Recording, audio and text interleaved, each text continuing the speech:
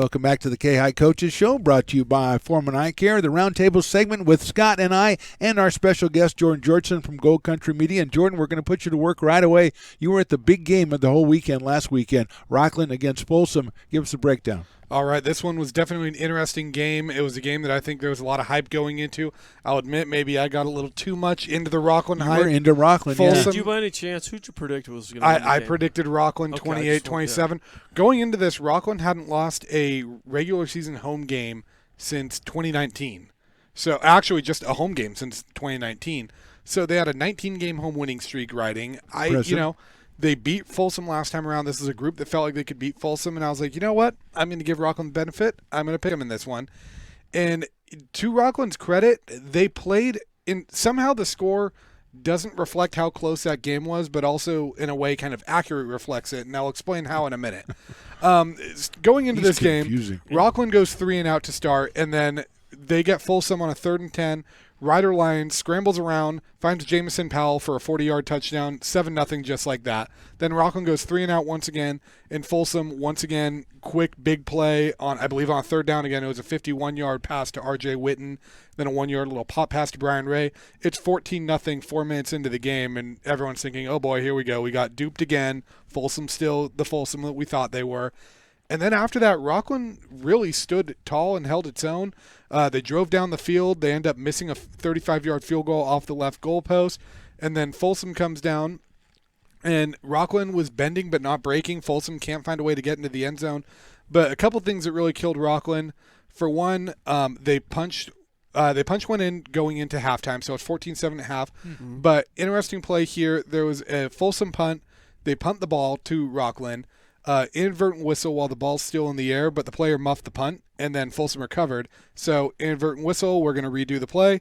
And, the one thing you're thinking is, well, Rockland probably benefited from that because they didn't lose the football. The punt, yeah, well, he muffed the punt again, and the same player for Folsom recovered this one. But then Rockland ended up stopping them, and that was the next drive is when they go down and score. And then Rockland comes out at halftime, and they force a Folsom 3-and-out. Folsom's punting, and you're like, okay, 14-7, Rockland has all the momentum. And what does Rockland do? They muff the punt for a 3rd time in the game. Folsom recovers. Lions goes down, scores. All of a sudden, it's 21-7, and it just felt like the air got sucked out of Rockland after that. Question, Folsom is known for years for their offensive players. Daniel Nagata, Jake Browning, Dan O'Graves, Gatorade Player of the Year. It seems to me, in looking at the scores and watching a little bit of tape, that this Folsom team has a stronger defense than they've had in a long time. Yes, Ryder Lyons is phenomenal. They've got outstanding athletes again on offense, but watching them in person, do they have more of a defensive identity than they've had in the past? It does feel like that, definitely. And what's interesting about it is, they have so much talent on this defense, but there isn't necessarily a name that jumps out to you. It's just a unit as a whole that plays so well. And I mean, Lyons obviously is a great player. As a sophomore in high school, people have already said he's a kid that can play on Sundays. I think that's a little fast, but, he did outgain Rockland himself in the first half. But, Folsom's defense, I think, won this game because, to your credit, they slowed Rockland down enough. Rockland only had the 7 points at half, even though they were marching down the field, forcing Rockland to kick that field goal that they end up missing. Folsom's defense, Folsom's special teams, they blocked a punt in this one too. It just felt like the defensive unit is really what made this game big. And, Rockland, especially when they went down big, they were in 4-down territory a lot earlier in this game than they'd like to have been in it because they needed something to keep the momentum. And Folsom's defense getting these stops was setting the Bulldogs up, in plus territory or taking over around midfield. And that was so huge in a game like that allowed Folsom to jump out to a 34-7 lead. And I know Rockland got 2 touchdowns late in the game to make the score look a little nicer, but Folsom's defense played a huge part in allowing the offense to thrive in the way that it does. Before we talk about the other SFL games, is this a matchup that we will see, you think, coming down the line? Will we see this again? We won't because Folsom will be in Division I and Rockland will be in Division II. But these are two teams that I would not be shocked if we were watching the Division I, Division II section champions play right then. What about Del Oro and Oak Ridge? I know that was a big game, and it kind of lived up to the hype as well. That was, again, I don't necessarily think I was expecting the game to be what it was. When you traditionally think Del Oro and Oak Ridge football, I think you think, all right, pound the rock, 2 old-fashioned run the ball, couple of bloody play defense. noses. Yeah, just a good old slobber knocker. I don't think anyone expected 42-35 with both quarterbacks combining for 9 passing touchdowns. But, hey, here we were. Stranger things have happened, and, it's cool to see. Even though I'm a Del Oro guy, I played for Casey Taylor, but to see Casey Taylor get his 200th win at Del Oro's homecoming, the place he had 149 of those wins, and then even crazier in attendance was LA Chargers tight end Stone Smart of that game, who was Taylor's quarterback for the 2015 state championship team at Del Oro. So it was one of those weird movie things of everything coming full circle there. It's like if you saw that in Hollywood, you'd roll your eyes going, there's no way all that happened in one night. I do that all the time anyway. And the other game in the league, Scott, I know you're big with Granite Bay, and they came out with another pretty impressive win. Yeah, 52. I was more impressed they got 52 points the week before against Del Oro, and I think they had a bit of a letdown, but they won 35-10 against a Whitney team that you said was game from the week before in the Quarry Bowl. And you start to look at the league top to bottom, and you figure Folsom's there, and because of who they played in their non-conference, they're going to be D1. Unless somebody knocks them off, they're going to be the league title or in that shot. And then you got Granite Bay and Rockland, and you start to look at where does Del Oro fit into this? Yes, they're a very good team with a ton of talent, but they now have 2 losses against 2 teams that are heavyweight players in that league as well. But, yeah, I think Granite Bay has just kind of underneath the radar. They went down, they beat Vacaville, they beat Del Oro, they now beat Whitney. And I think Joe Catalico, who's coached in this region forever, down in Elk Grove and up here at multiple schools in Roseville and Granite Bay. His son's a senior, and I really think this is a special group. They got Carter Jackson, Isaiah Inney. They can run the ball. They have really good receivers with Carson Perry-Smith. So when you have good receivers, he always has a good tight end. They always have a good front 5, and now he's got 2 backs that can get the ball out. I think Granite Bay is liking that everyone's talking about Rockland and the rankings aren't in their favor and everybody's talking about Caden Pinnock, but I think they're very happy because he can put that right in the locker room and say, yeah, we're not in the paper again this week or we don't have the featured article. I think Granite Bay is going to sneak up on a lot of people. I think the Granite Bay Folsom game is going to be fantastic. Well, before we get to talking about this week with Placer, Jordan, what's up in the SFL this week as far as we know there's going to be at least 2 incredible matchups? I mean, another great one, we have Granite Bay and Oak Ridge, and that's one where we've seen Granite Bay put up good points against Del Oro and good points against Whitney. But, as much as we say Del Oro is a great team, the defense has been a little suspect this year. Now you're facing legitimate defense in Oak Ridges, and how are you going to handle that? And what's interesting in this one, too, is I think Granite Bay has a favorable matchup here because outside of the Del Oro game, Oak Ridge's offense hasn't looked particularly great this year. They've kind of been like Folsom was in that Rockland game where their high-scoring games were almost a product of how well their defense played and put them in favorable positions. This is going to be the first time where I think Oak Ridge's offense is going to be facing off against, I guess not first time they'll be facing off against a defense like that because they played Folsom, but I just think this matchup for Granite Bay is a good matchup. Granite Bay can run the ball. They can really milk the clock. They can keep an offense that already struggles off the field a lot if Granite Bay can play their style of play. That's going to be an interesting one. And then Del Oro and Rockland, another great one. Battle of the Shield. Del Oro won this game last year in Loomis. Coming back to Rockland, again, another environment of sophomore quarterback Reeves Sloan at Rockland. How is he going to handle this rivalry environment? Del Oro is going to travel well. They always do. Rockland did struggle stopping Ryder Lyons a little bit, and Ryder Lyons, the best player I can compare him to from what I've seen so far, is Caden Pinnock, and this is a game that I know Del Oro has stumbled coming out of the gate, but 0-2 in the SFL. They're going to come in a little angry, thinking we need to pick up a league win here. I still would pick Rockland to win this game, but I would not be surprised at all to see Del Oro win this game. Yeah, that would be very – what does Del Oro do if they start their league play 0-3? That's a big one right there. Yeah, desperate teams do desperate things. Yeah, it's so possible in that league and to be a good team, and yet, we talked about it. We talked about it when they played against Placer. They're kind of getting a couple of flaws exploited, as you mentioned, the defenses, Jordan, and they're kind of getting – it's up to a certain level, but it's not up to the level of the league they play in each and every week. Well, let's let's look at the FBL, just the single game I think we'll check out this week, and that is Placer going up to Nevada Union to take on the Miners. And Jordan, you're going to be at that game. In fact, we should break the news. You're going to be in that game in the Scott Gordon role because Scott is taking the week off to go visit Will Ferrell. And so you're going to be taking care of the game with us. So how do you look at it? Well, first, I really appreciate Scott saying that he's going to bring back a Will Ferrell signed hat. I assume was my payment for the game. You've come a long way since Frank the Tank. But I really I'll bring KFC for everybody. I love it. A little cold outside. Sweet. I really think that this game is, in my opinion, for Placer, I don't want to say the biggest game for them, but this is a tough test in the sense that this is the first time they've really been faced with a trap game all year. You know, Placer's coming in hot, 3 wins in a row. Absolutely. They're coming in another rivalry game, this time on the road. Nevada Union's not an easy place to play, and this is a Nevada Union team that is on the upswing.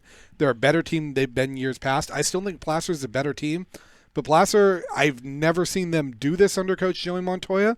But, you know, it is the old adage of you cannot get caught looking ahead to next week.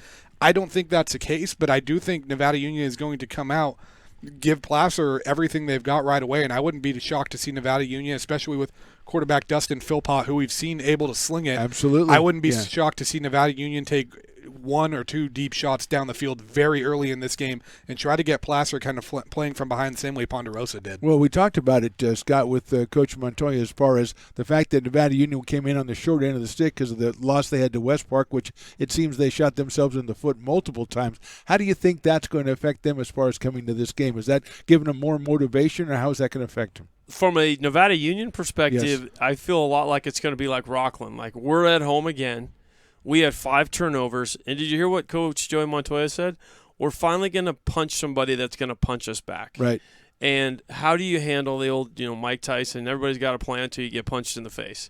So really, let's face it, the last 3 weeks, Rio Linda, Ponderosa, yes, they were tied 7-7, but there was no doubt the more physical team on the field was Placer when they beat Rio Linda, was Placer when they beat Ponderosa.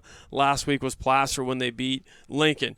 Now they're going to go on the road and potentially get down a little bit or have to fight. There's no doubt in my mind, and everyone looks at the week after. All these kids have the schedules. All these kids are watching the highlights. They saw what West Park did to them, 62-31.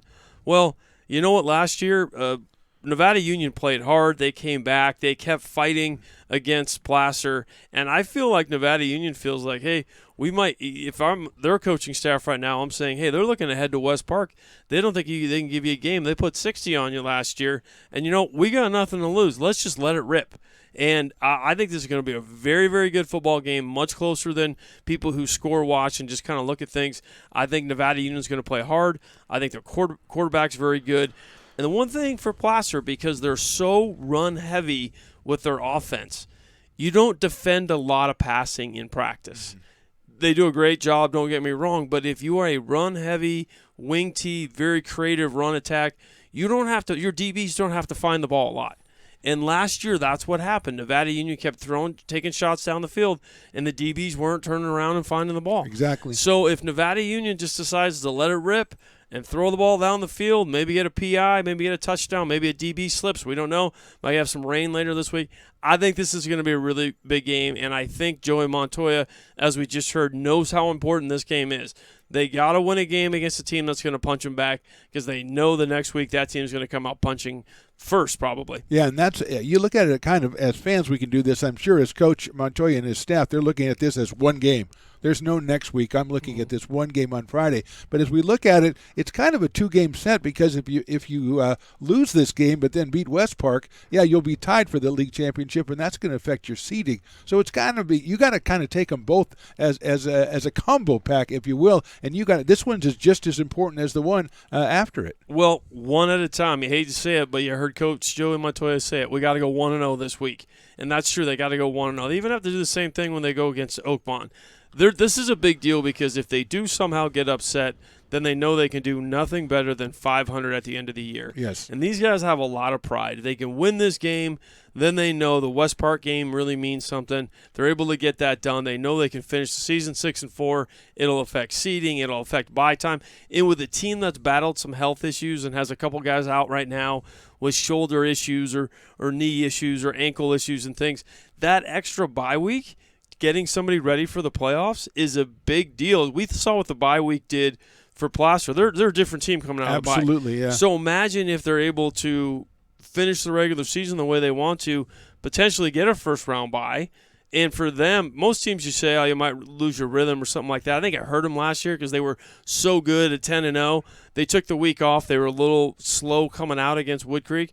This year's different. This year, I think if they finish 6-4, they will heal up during that week, go scout whoever they play, and go. So, but it all starts. You can't go 6-4 unless you end up 4-4. Right, and I think from the coach's standpoint, they're viewing this team as a team that's on the upswing, Yep. and I don't think they feel like that upswing is going to stop. It's going to keep going, and I think they think it'll keep going through the game against West Park. But that is this Friday, 7 p.m. Jordan and I will be on the call. Jordan, I know before we leave, you have a team that you've been following a lot this year. You've talked about it a couple times with us. They've got a huge game coming up. It's not the FBL, but it's close. It's a team that you now cover. Yeah, and the PVL Thursday night football action actually over in Sutter. Right, if you haven't been to Sutter, it's going to be a great one. 12 Bridges in Sutter, 7-0 12 Bridges against 7-1 Sutter. The winner likely going to win this league. If you haven't been to Sutter High School yet, their field is right at the foot of the butte. Beautiful field. The press box is built almost on top of the field. It's straight up, not at the top of the stands. That's a little creepy. If I sneeze, it might fall over. But, hey, that is what it is. This one is going to be a dogfight. It is two big teams, two physical teams. 12 Bridges on paper, what they have done through league and in non-league so far looks impressive. Obviously, you can scoreboard watch and be like, well, 12 Bridges, boat race center, and Sutter struggled in a close game. But, these Thursday night games are always a little bit weird, and that's part of it. And just the whole dynamic and the vibe around this is going to be interesting because 12 Bridges has also not played anyone close to as good as some of the teams that Sutter has played. Sutter's been a juggernaut in the northern section for a long time. They come down to the PVL last year and they win the league pretty convincingly. Felt like the only team that challenged them last year in that league was Colfax, and they went up to Colfax and won 42-6. So this is a Sutter team that is physical. They're going to run the ball, and that's something 12 Bridges has struggled with. But at the same time, 12 Bridges can air this ball out. They've got a great running back, in my opinion, one of the best in the section in Nathan Crawford. A great defensive line, some solid weapons. I think this one is going to go down to the wire. I think it's one of those, very rarely in high school football do we hype up a game and it feels like it's as advertised. Feels like there's always, a 2-touchdown buffer. Right. I think this is a game that's going to go right down to the wire.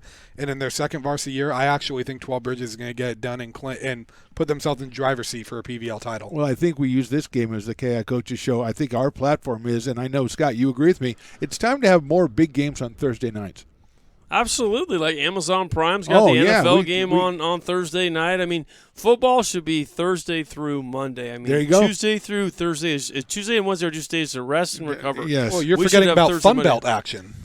Well, I guess that's right on the Wednesday night. Yeah, you game get of the Fun week Belt on or ESPN. Yeah, Sun Belt and all that. But no, the referee shortage hasn't hit us too hard this year. There's been a lot of most of them have been on Friday. But you had a Saturday game you covered last week. Thursday night will be great, and Friday night will be exciting as well. Yeah, Thursday. I'm looking forward to Thursday night. So that's our show for tonight. On behalf of my partner Scott Gordon, thanks to Jordan Georgeson. And reminder, Jordan joining us in the booth for the game on Friday night. Our special guest was Coach Joey Montoya. We thank you for listening. Remind you to tune in Friday at 7 when the Hillmen visit Nevada Union up in Grass Valley. This has been the KAHI Coaches Show, brought to you by Foreman Eye Care. Good night, everybody.